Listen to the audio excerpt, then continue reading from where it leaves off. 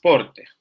Principalmente, pues, el transporte pasivo, hablando un poco de la difusión simple, la ósmosis y la difusión facilitada. A fin de que ustedes, pues, al terminar la clase, pues, sean capaces de describir la importancia de la permeabilidad selectiva y que comparen la función de las proteínas transportadoras con las proteínas de canal. Que tengan la capacidad también de comparar la difusión simple con la difusión facilitada y definan la ósmosis y resuelvan los problemas relacionados con ella. Como ya sé, ¿verdad? De que no me van a responder cuando les pregunte, voy a asumir, ¿verdad? De que están poniendo atención y están escuchando. Entonces, pues nos vamos a recapitular un poco de lo que vimos la clase pasada, ¿verdad? La semana pasada, voy a resumir lo que vimos la semana pasada y prácticamente fue que definíamos a la membrana, ¿verdad? La membrana que era la encargada de dar el límite entre el líquido intracelular, el LIC y el LEC, ¿verdad? Y era gracias a la membrana es que la célula resguardaba una concentración desigual de iones, moléculas o solutos y que lo hacía diferente del medio extracelular, ¿verdad? Lo hacía completamente diferente y por eso decíamos de que ya hay vida. También hacíamos mención que la composición de la membrana eran lípidos, que íbamos a encontrar fosfolípidos y esteroles, proteínas y también carbohidratos, solo que los carbohidratos únicamente asociados a la cara externa, ¿verdad? En cuanto a su estructura, ahí nos ayudamos del modelo de mosaico fluido, mosaico porque es una bicapa de fosfolípidos trilaminar, ¿verdad? Y que entre medio de la bicapa se encuentran incrustadas las proteínas, ya sean que la atraviesen completamente, es decir, que estén completamente embebidas, o bien, pues solo introducidas, ¿verdad? Aunque no emerjan a otra cara. También decíamos que era fluida debido a la característica propia de los fosfolípidos, ¿verdad? Que tenían dos colas y que hay ciertos fosfolípidos que tienen cadenas insaturadas y que eso le brindaba una flexión, ¿verdad? Y esa flexión provocaba que hubiese fluidez. Sí, los fosfolípidos siempre están vibrando y eso provocaba la fluidez. Adicionalmente, pues encontrábamos que el colesterol, fitosterol o ergosterol, dependiendo del organismo vivo que hablemos, le iba a brindar cierta amortiguación, ¿verdad? Ante la temperatura, porque a temperaturas bajas la membrana debería de solidificar como toda grasa, pero no lo hace porque los anillos evitan la asociación o compactación, ¿verdad? Y a altas temperaturas también los anillos regulan la fluidez porque restringen el movimiento de los mismos fosfolípidos. Sí, hablábamos también de que las proteínas de membrana las podemos clasificar dependiendo de la posición. Hay proteínas integrales, ¿sí? Que atraviesan la membrana, que están introducidas dentro y que por lo tanto estas proteínas integrales tienen afinidad con la región hidrofóbica de la membrana. Generalmente pues son proteínas que adoptan una estructura alfa hélice y también una beta plegada, ¿verdad? Adicional también teníamos las proteínas periféricas, que estas están asociadas únicamente por interacciones electrostáticas o interacciones débiles no covalentes que fácilmente con un cambio de pH se pueden arrancar, ¿verdad? O un cambio de temperatura. En este esquema no se visualizan las proteínas anfipátricas, que eran las proteínas ancladas al lípido, ¿verdad? En cuanto a los lípidos que forman la membrana, teníamos dos grandes grupos, ¿verdad? Que eran los glicerolípidos que ahí encontrábamos a los fosfolípidos que tenían, ¿verdad?, la molécula de glicerol con 2 ácidos grasos y un grupo fosfato unido a una molécula orgánica, que ahí podía ser serina, etanolamina o colina. Teníamos también los esfingolípidos, donde encontrábamos la esfingosina. Y también los glicolípidos, ¿verdad? Que encontrábamos los glicoesfingolípidos que tenían la característica que nos ayudaban con la identificación o reconocimiento celular. Y los galactolípidos o sulfolípidos que únicamente estaban presentes en los cloroplastos, ¿verdad? En las membranas de los cloroplastos. Bien, entonces eso fue lo que vimos la semana pasada. Así en breve resumen, ¿verdad? Y ahora, pues, lo que nos corresponde estudiar es una de las propiedades o características que tiene la membrana, que es el transporte celular. Ya habíamos hablado, ¿verdad?, de que la membrana es una superficie para la recepción de señales, una superficie de trabajo donde pueden realizarse reacciones enzimáticas. Era también soporte estructural porque la membrana puede estar anclada a el citoesqueleto. Ahora, para saber entonces cómo se da el transporte o el intercambio de sustancias a través de la membrana, es importante que establezcamos un concepto, ¿verdad? Que es la permeabilidad. El modelo de mosaico fluido le permite a la membrana funcionar como una membrana semipermeable o con permeabilidad selectiva. Es decir, que va a dejar que algunas sustancias, algunos solutos, la puedan atravesar en diferentes circunstancias, dependiendo de las condiciones ambientales o de las necesidades de la célula. Puede ser que la membrana deje pasar una sustancia particular en un determinado momento o bien restringir su movimiento. La clave entonces de la permeabilidad selectiva la podemos ver aquí. Recuerden que, si bien es cierto que tenemos cabezas polares de fosfolípidos, pero las colas de los fosfolípidos, que son hidrofóbicos, dominan las propiedades de la membrana.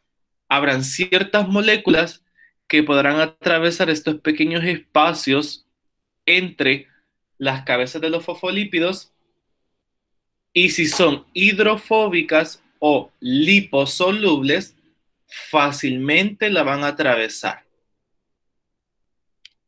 Entonces hablamos de que todas aquellas moléculas hidrofóbicas o liposolubles atraviesan libremente la membrana, porque la membrana es permeable a estos solutos. Sin embargo, aquellos solutos que son hidrofílicos, o sea, muy afines al agua, no pueden atravesar la membrana porque estas colas repelen la entrada de esta molécula o de este soluto muy polar. Por lo tanto, la membrana estamos hablando de que es impermeable a solutos hidrofílicos. Ahora, gracias entonces a la permeabilidad, es que la membrana puede regular el tráfico de las sustancias y de esa forma la célula controlar su volumen y su composición iónica y molecular intracelular. Y esta regulación pues es lo que lo hace distinto al medio externo, ¿verdad? Gracias a eso entonces es que hablamos de que la composición iónica es distinta. Y que de ahora en adelante, chicos, toda esta información que vamos a comenzar a tratar tiene mucha relación con lo humano, ¿verdad? Recuerden de que ustedes están en química y farmacia y vamos orientando esto hacia la farmacia. Entonces, por ello es que aquí les presento la concentración química o la composición química de los líquidos intra y extracelular de las células humanas. ¿Qué es lo que vamos a destacar aquí que deben de recordar siempre, de ahora en adelante? Que el sodio, el ion sodio, está mucho más concentrado en el LEC que en el LIC. ¿Sí? Es importante que apunten eso. Ion sodio más concentrado en el LEC. Al igual que el cloruro y al igual que el calcio. Ahora, en el LIC está todo lo contrario. El ion más concentrado es el potasio. El potasio. Y este potasio está asociado mucho a fosfatos. Y estos fosfatos, pues no es de extrañarse que estén muy concentrados en la región intracelular, porque recuerden que el fosfato está asociado al ATP. ¿Sí? Entonces debemos de recordar esto muy claro, chicos. Vamos a encontrar siempre más concentrado en el LEC. Sodio, calcio, cloruros, incluso la glucosa. Mientras que en el LIC, potasio y fosfatos. Ahora, la membrana pues debe de permitir en un momento dado la entrada, por ejemplo, de los aminoácidos, de esta glucosa. Sí, ya hemos hablado que la glucosa es la fuente de energía. Debe de permitir la entrada de estos solutos y eso pues lo hace a través de las características propias de la membrana, ¿verdad? Que hemos hablado. Habrán ciertas moléculas a las cuales las membranas son permeables, como por ejemplo moléculas no polares, ¿sí? Moléculas no polares pequeñas, a la que es permeable.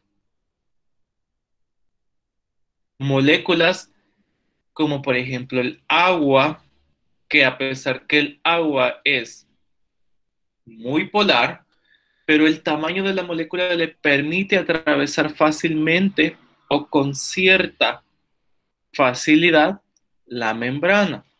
El agua entonces cae en la categoría de ligeramente permeable. ¿Sí? Moléculas que también son permeables, hablamos de todos los gases. Todas aquellas moléculas no polares, pequeñas y no cargadas son permeables a la membrana. Por ejemplo, los gases, oxígeno, nitrógeno, CO2, moléculas cargadas, perdón, no polares pequeñas que hemos mencionado también, ¿verdad? Habrán ciertas moléculas que a pesar de que son indispensables como la glucosa, no puede entrar, la glucosa no puede entrar por el tamaño, ¿sí? Habrán moléculas grandes, macromoléculas que no pueden atravesarlas por el tamaño, a pesar de que tengan características liposolubles. ¿Sí? Entonces estas moléculas son impermeables. Por ejemplo, las proteínas, el ATP, nucleótidos, etcétera. Habrán otros también que son impermeables como las moléculas cargadas o los iones.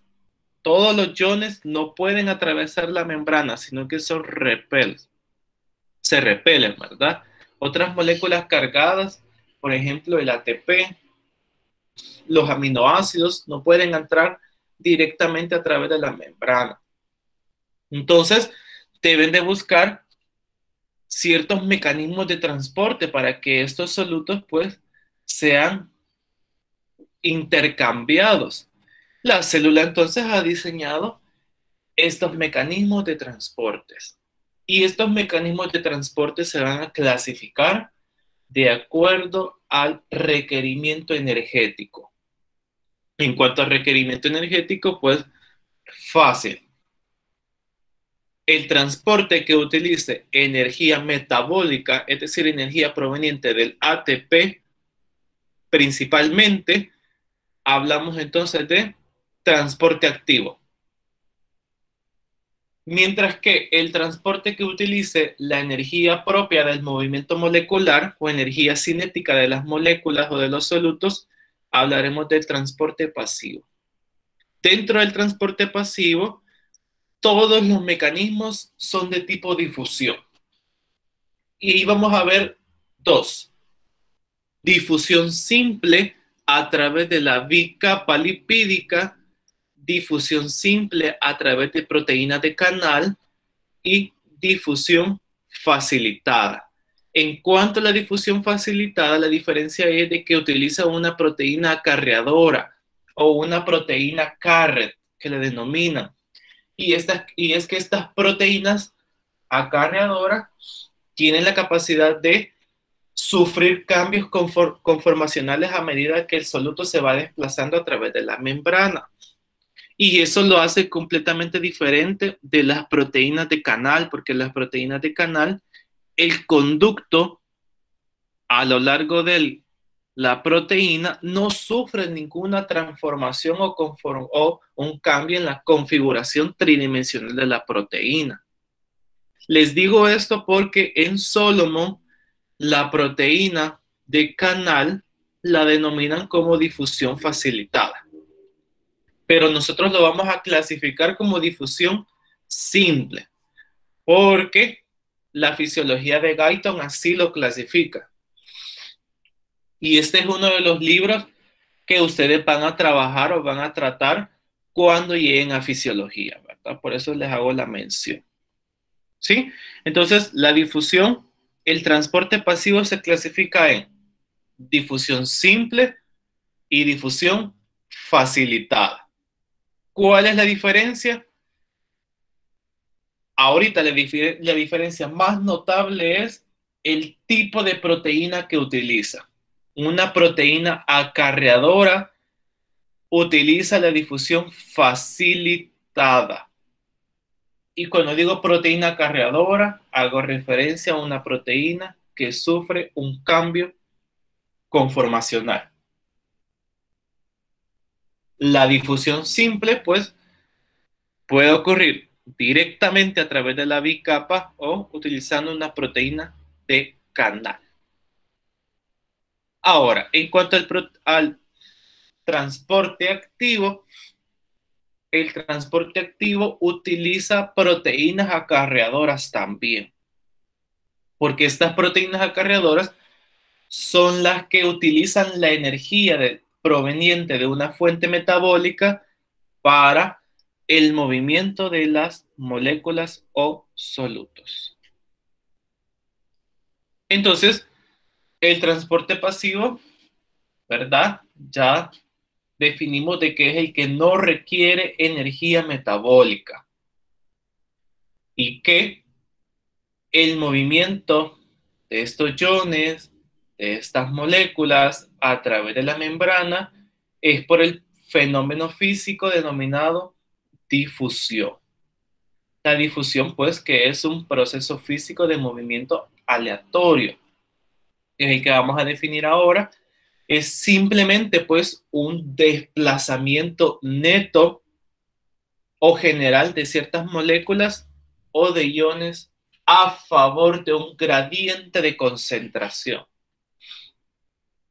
Todos sabemos que cuando los átomos o las moléculas están en el cero absoluto de el 0 grado, ¿verdad? Kelvin, se dice de que las moléculas no están en movimiento, pero que a medida incrementa la temperatura, esos átomos y esas moléculas comienzan a vibrar, ¿verdad? Comienzan a moverse y por lo tanto a ganar energía cinética. Y esa energía cinética, pues, todavía puede diferenciarse cuando está en el medio sólido. Tenemos aquí de ejemplo un cristal de un colorante, ¿sí? Aquí vemos que las moléculas pues están bien compactadas porque están en el estado sólido y por lo tanto están muy restringidas al movimiento molecular. Pero ¿qué sucede cuando nosotros le agregamos a un depósito con agua, verdad? ¿Qué es lo que sucede? Bueno, comienza a disolverse, ¿verdad?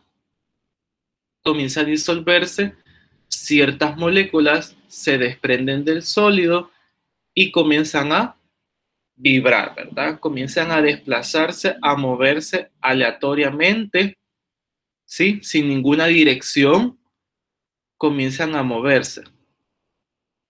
Sin embargo, a pesar de que se están moviendo sin ninguna dirección específica, aún se encuentran muy concentradas en esta región. Y esta región que podemos observar aquí, no hay, ¿verdad? Entonces, esa diferencia, chicos, esa diferencia donde nosotros podemos ver una región muy concentrada y una sin nada, por ejemplo, estamos hablando de que es un gradiente de concentración. El gradiente de concentración es eso, una diferencia de concentraciones de una sustancia determinada de un lugar a otra. Y por eso se dice que la difusión es el desplazamiento neto de estas moléculas o solutos a favor de un gradiente desde la región de mayor concentración hacia la de menor concentración. Neto, porque habrán ciertas moléculas que en su movimiento pueden regresar hacia donde haya más, pero la mayoría de las moléculas siempre va a ir a favor del gradiente, hacia donde haya menos. Hasta que finalmente, pues, se encuentre completamente distribuido o equilibrado la concentración. Claro está. Tengan bien claro, chicos, que en la célula jamás van a llegar al equilibrio en cuanto a la composición de los solutos. Jamás. Y si eso llega a pasar, ¿qué les decía la semana pasada? Si se llega a igualar la concentración del LEC con el LIC, esa célula está muerta. ¿Sí? Esa célula entonces está muerta porque es igual a lo que está en el exterior y por lo tanto ya no tiene vida.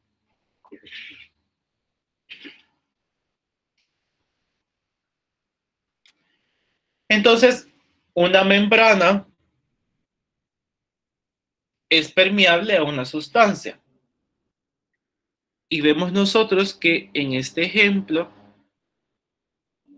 en el LEC están muy concentrados estos solutos, ¿sí? Mientras que en el LIC no lo están. Por lo tanto, hay un gradiente de concentración. Y eso quiere decir de que cuando estos solutos se movilicen desde donde haya más hacia donde haya menos, va a haber un movimiento. Por lo tanto, quiere decir de que la energía resguardada en este gradiente de concentración antes de que se dé el movimiento molecular es energía potencial, ¿sí? Estamos hablando de que el gradiente de concentración es una forma de energía almacenada. En este caso, energía potencial, energía que está ahí disponible para hacer un trabajo específico. ¿Cuál es el trabajo? El movimiento. Movilizar estas sustancias desde donde haya más hacia donde haya menos. ¿Sí? Entonces, de ahora en adelante vamos a asociar que la energía asociada a un gradiente de concentración es energía potencial. Y que cuando las moléculas comienzan a atravesar la membrana, esa energía potencial se va a transformar en energía cinética, ¿verdad? Y esa energía cinética es la que va a brindar o es la responsable de el movimiento molecular. O, en este caso, pues de la difusión que se vaya a dar a través de la membrana. ¿Y dónde podemos definir? ¿Verdad? La difusión simple, que es a través de la bicapa. La difusión simple a través de una proteína de canal. Y la difusión facilitada. O también a través de poros. Bien, entonces en cuanto a la difusión simple pues tiene estas propiedades generales. La primera pues la que hemos hablado es de que la difusión utiliza la energía cinética del movimiento de estas moléculas. No utiliza en ningún momento energía externa. ¿Sí? Que también estas moléculas pues difunden desde una región de mayor concentración a una de menor concentración. Que se va a dar hasta alcanzar el equilibrio, aunque, ¿verdad? Recordemos de que eso no va a ocurrir en las células. Y que por supuesto es espontánea. ¿Por qué es espontánea? Porque utiliza energía cinética, la energía propia del movimiento de esas moléculas. Ejemplo de moléculas que difunden a través de difusión simple a través de la membrana, pues tenemos los gases, ¿verdad? Los gases difunden directamente a través de la membrana. En este caso, pues, desde los alvéolos, esos sacos que contienen el aire ya purificado, vemos de que el oxígeno, pues, atraviesa fácilmente la membrana hasta los vasos sanguíneos, ¿verdad? Y siempre va a ir desde donde está más concentrado hacia donde está menos concentrado. Ejemplo también aquí está, aunque no se observa, sería el dióxido de carbono, ¿verdad? El dióxido de carbono estaría más concentrado en la sangre y difundiría hacia los alvéolos, ¿verdad? Para ser expulsado. Eso quiere decir que todos los gases difunden la membrana a través de ella, directamente. No utilizan ninguna proteína, todos los gases. Aunque claro, hay otras moléculas que pueden atravesar la membrana directamente, ¿verdad? Pero esto va a depender de ciertas características, de ciertos factores, depende de la difusión a través de la membrana. Quizás el más importante pues es la liposolubilidad. Las moléculas más liposolubles pues son las que fácilmente atravesan la membrana. Por ejemplo, hormonas, las hormonas derivadas del colesterol atraviesan directamente la membrana. Habrán ciertos medicamentos, ciertos fármacos que la atraviesan directamente. De eso va a depender, ¿verdad? Una molécula, mientras más liposoluble sea, la va a difundir directamente. O si no, pues necesitará otra vía de transporte. El tamaño molecular también es bien importante, a pesar de que sean moléculas no polares, una molécula de un tamaño considerable, pequeño, la puede atravesar. Por ejemplo, los gases, ¿verdad? Ciertas moléculas orgánicas pequeñas, como por ejemplo la urea. La urea es una molécula orgánica no polar que puede atravesarla directamente, pero otras moléculas no, como la glucosa. La glucosa es muy grande y aparte que es polar, ¿verdad? No la atraviesa. El grosor de la membrana, aunque esta característica o este factor es más determinante en cuanto al movimiento o el intercambio de gases a nivel respiratorio. Eso lo vamos a ver más adelante en otra unidad. Depende completamente del gradiente de concentración. Mientras el gradiente de concentración sea mucho más marcado, la difusión a través de la membrana va a ser más exponencial, ¿verdad? Más espontánea. El área de superficie también es bien importante, aunque esta característica o este factor es más importante a nivel respiratorio también. La composición lipídica, aunque quizás no hemos hablado de la composición lipídica a detalle, ¿verdad? Pero hay ciertas membranas que son ricas en colesterol y esas membranas ricas en colesterol llegan a formar ciertas zonas en donde las moléculas pueden atravesarla más fácilmente. Eso en fisiología lo van a ver también. Y por último, la temperatura. La temperatura es uno de los factores más determinantes porque recuerden de que a altas temperaturas el movimiento de los fosfolípidos es mayor y por lo tanto pueden darse pequeños espacios más grandes entre las cabezas que pueda permitir la entrada de algún soluto determinado. ¿Sí? Entonces, esto es con respecto a la difusión simple a través de la membrana. Pero ya decíamos que teníamos difusión simple a través de canales. Generalmente esta difusión a través de canales la utilizan los iones. A pesar de que esos canales no sufren modificación en el conducto, como les había mencionado, o en este pequeño tracto, ¿verdad?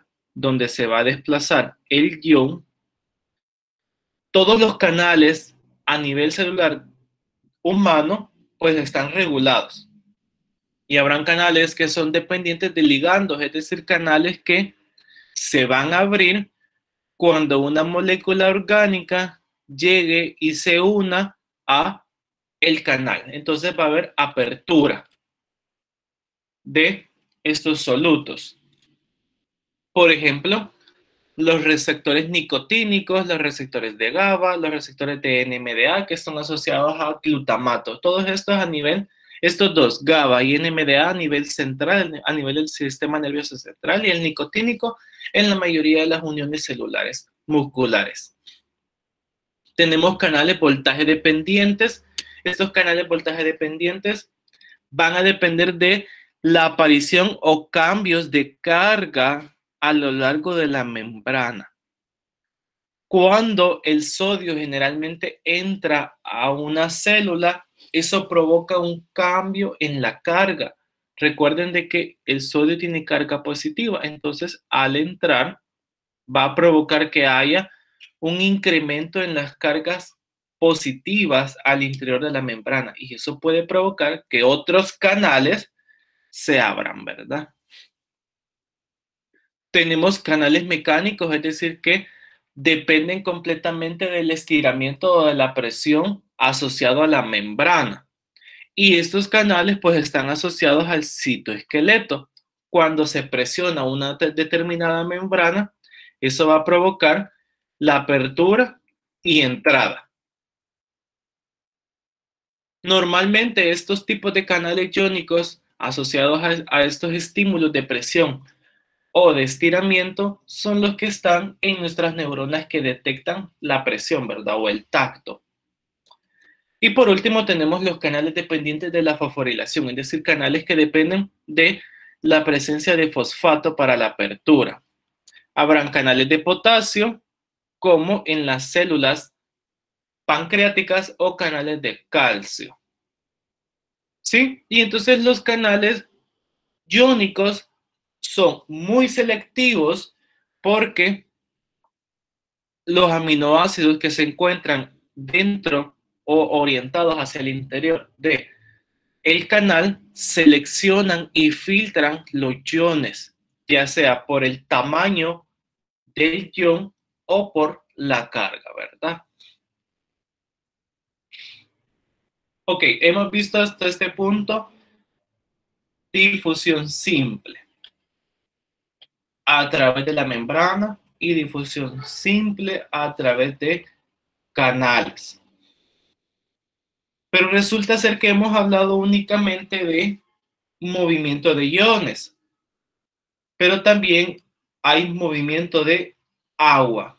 Y el movimiento de agua ocurre también a través de una difusión simple, solo que una difusión simple especial denominada ósmosis. La ósmosis es el movimiento neto de agua o el flujo neto de agua a través de una membrana semipermeable desde la región de mayor concentración de agua libre a una de menor concentración. Para el caso, veamos la imagen.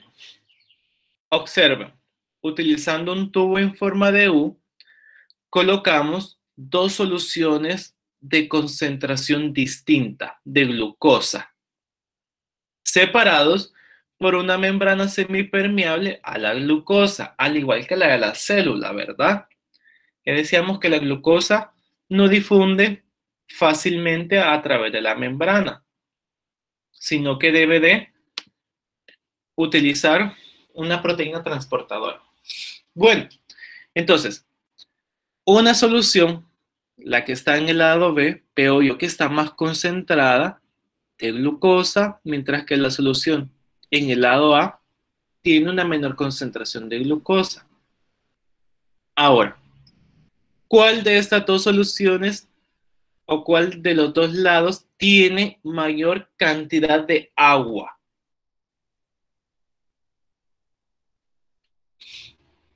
¿Cuál, chicos? ¿La del lado A o la del lado B?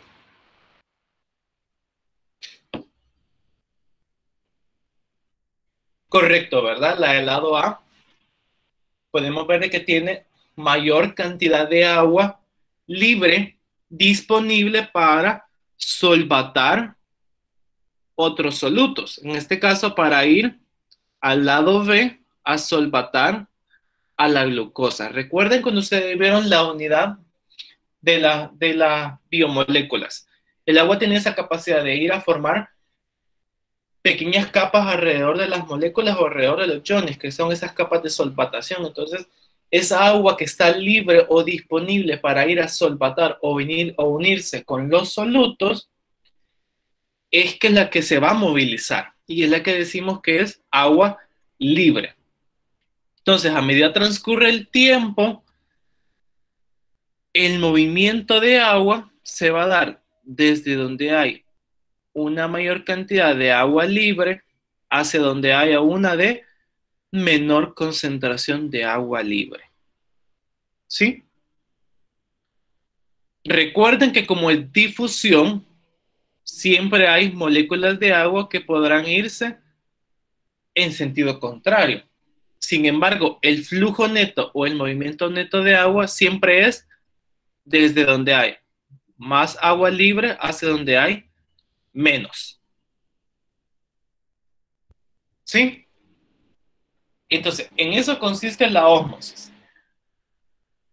Movimiento neto de agua desde la región de mayor concentración hacia la de menor concentración.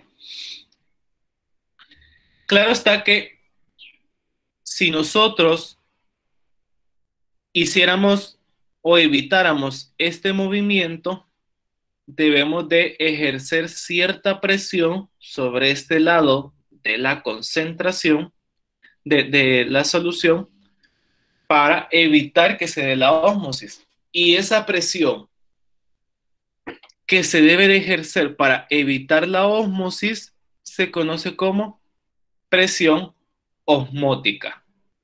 ¿Sí? La presión osmótica es la presión que debo de ejercer sobre una solución determinada para evitar que ocurra la ósmosis.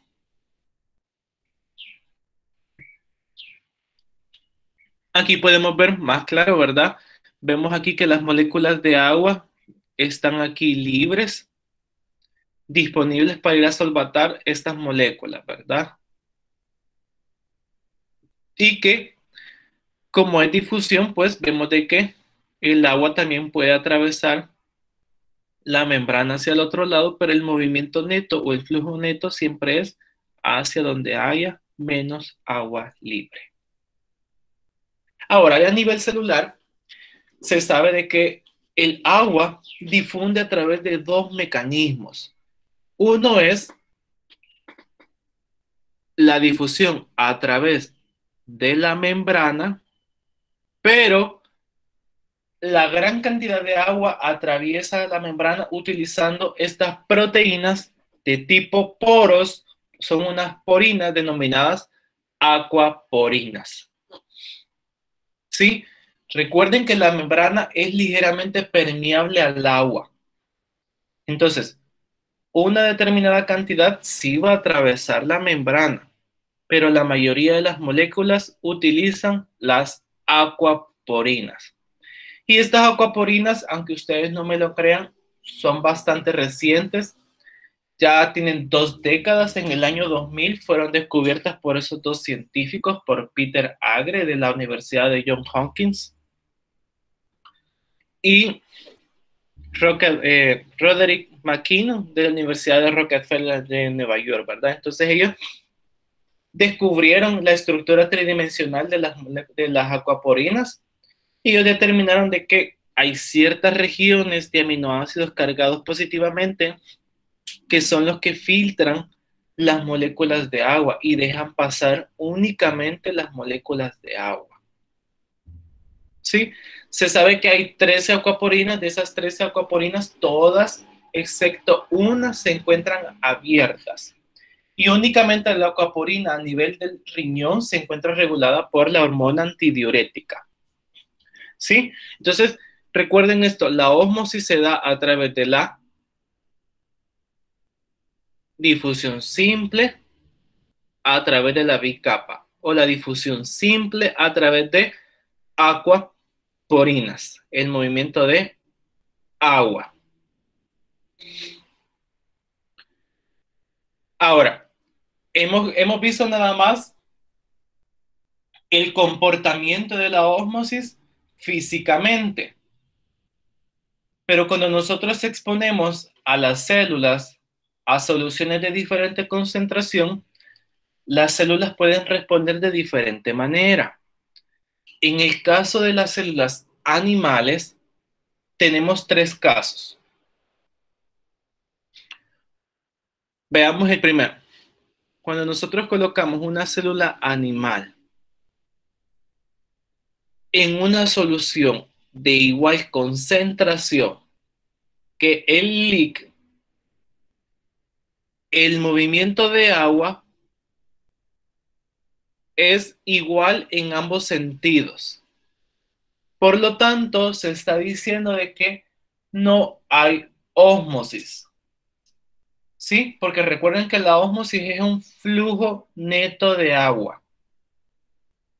Y en el caso que nosotros coloquemos una célula animal en una solución de igual concentración que el líquido, el movimiento de agua neto es 0, porque se está moviendo en ambos sentidos, ¿verdad? En igual magnitud. Entonces vamos a clasificar a esta solución como solución isotónica. Solución isotónica porque la célula guarda la misma tonicidad. La tonicidad tiene que ver con la forma de la célula. Cuando una célula tiene igual forma celular, quiere decir que tiene la misma tonicidad y por lo tanto es una solución isotónica. Ahora, ¿qué sucede cuando yo coloco una célula animal en una solución hipotónica? Es decir, una solución que tiene una menor concentración comparada con el líquido. ¿Hacia dónde se va a dar el movimiento o el flujo neto de agua? ¿Dónde hay más agua libre? ¿En el LEC o en el líquido?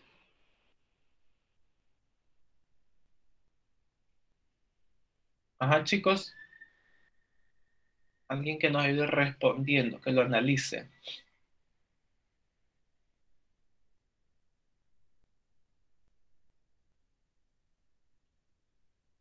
Correcto, ¿verdad? En el LEC hay más agua libre y por lo tanto el flujo neto va a ser hacia el líquido. Ahora, como hay una entrada masiva de agua, la membrana, pues la célula se hincha, ¿verdad? Y llega el punto que la membrana colapsa y se rompe. Esta ruptura celular la vamos a llamar lisis. ¿sí? Fenómeno osmótico de una célula animal en una solución hipotónica, lisis. Ahora, coloco la misma célula animal, pero ahora en una solución hipertónica, es decir, una solución muy concentrada. ¿Hacia dónde se va a dar el flujo neto de agua? ¿Desde el lic al lec o del lec al lic?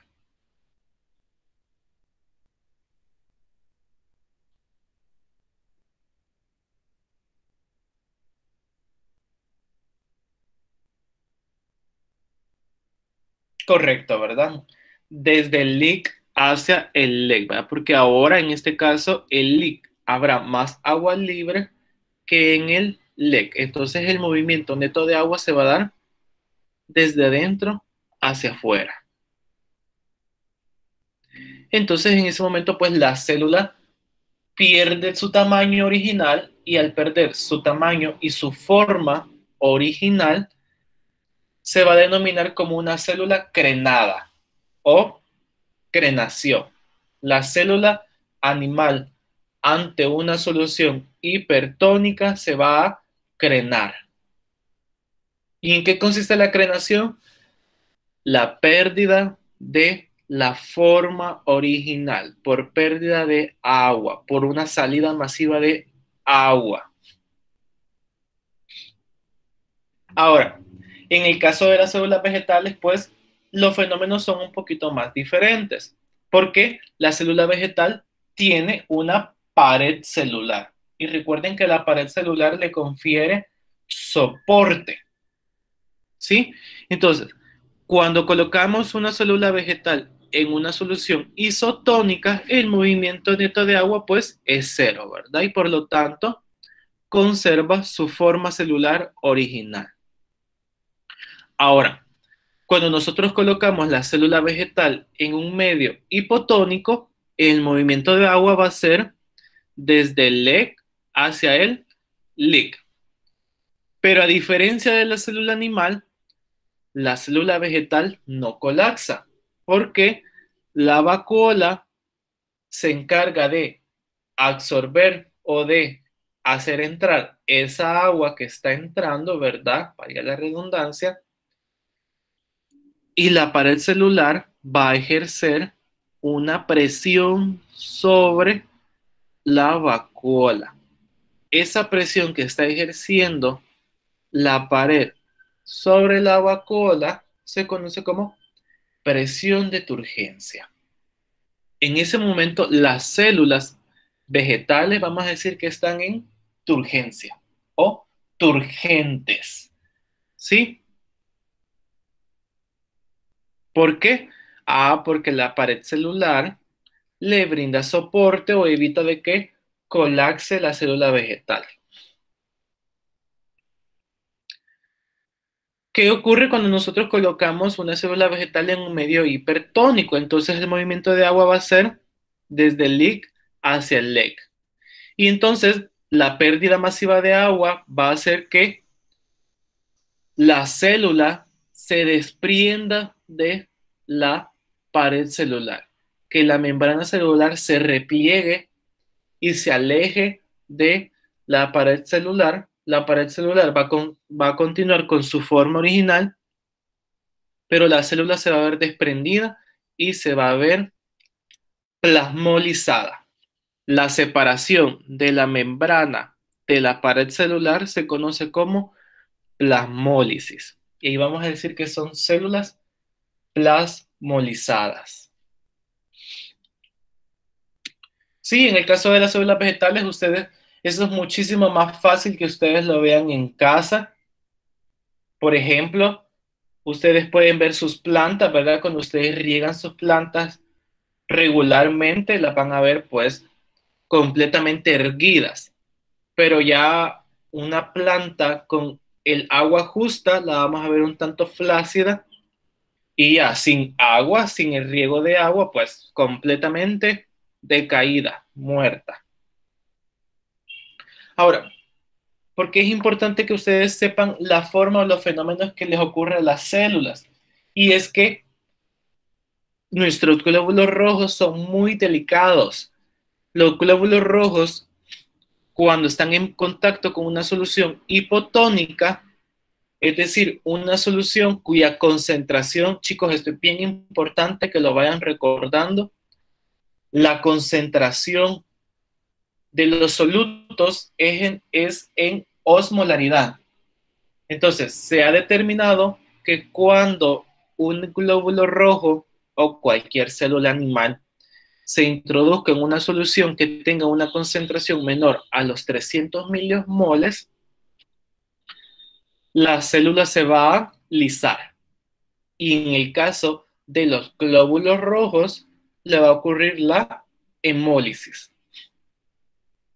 Para que conserve la forma original, debe de tener los 300 milimoles y entonces podemos hacer uso de soluciones de cloruro de sodio al 0.9 o de glucosa al 5%. Yo no sé si ustedes, quizás alguno llevó bachillerato en salud o ha tenido la curiosidad con algún familiar que ha estado, pues, hospitalizado o ha tenido tratamiento con soluciones intravenosas, con inyecciones intravenosas, que ahí dice cloruro de sodio, 0.9% o glucosa al 5%, y a esa concentración es 300 milimoles para conservar la forma original de los glóbulos rojos y por lo tanto conservar su función normal.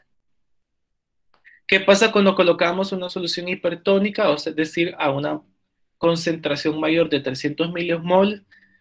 La célula se va a crenar, ¿sí? Entonces, ¿por qué es importante esto? Porque recuerden de que los inyectables se administran, muchos de esos se administran por vía intravenosa. Entonces entran en contacto directamente con los glóbulos rojos y deben de conservar esa osmolaridad, esa isotonicidad. Recuerden que la tonicidad tiene que ver con la forma de la célula.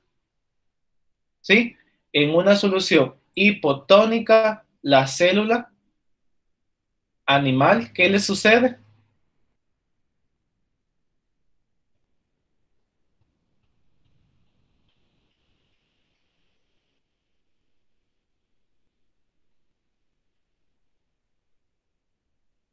La lisis, ¿verdad? La lisis. Y la célula animal, en una solución hipertónica, le ocurre la crenación.